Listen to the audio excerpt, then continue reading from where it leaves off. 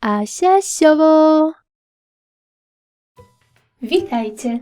Dziś pokażę Wam, jak zrobić ciasto z żelatynowymi kwiatami.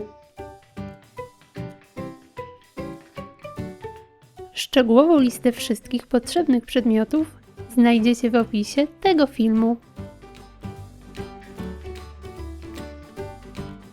Dzień wcześniej przygotowuję kilka małych kwiatów żelatynowych.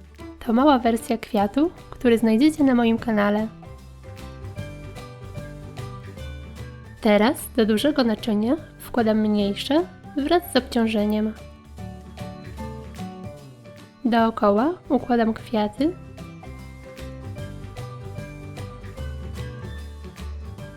i zalewam przezroczystą galaretką.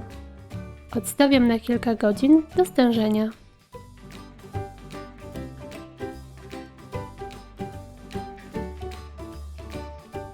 Do pojemnika wlewam gorącą wodę i szybko, ale ostrożnie wysuwam pojemnik.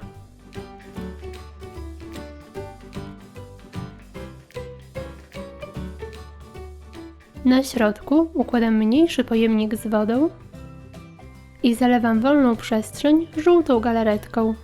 Zostawiam do zastygnięcia.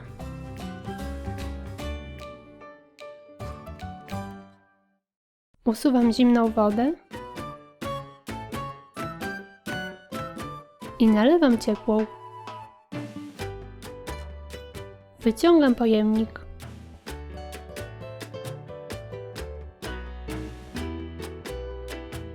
Na dno wlewam trochę galaretki. Odcinam nadmiar galaretki wystający poza formę. Zostawiam całość do zastygnięcia. Teraz wypełniam otwór masą serową. Możecie ją oczywiście zastąpić galaretką, masą jogurtową czy pianką z bitej śmietany. Odstawiam, by stężało. Ciasto umieszczam na kilka sekund do pojemnika z ciepłą wodą. Na górze układam tackę i odwracam pojemnik. Wycieram rozpuszczoną galaretkę i usuwam pojemnik. I gotowe!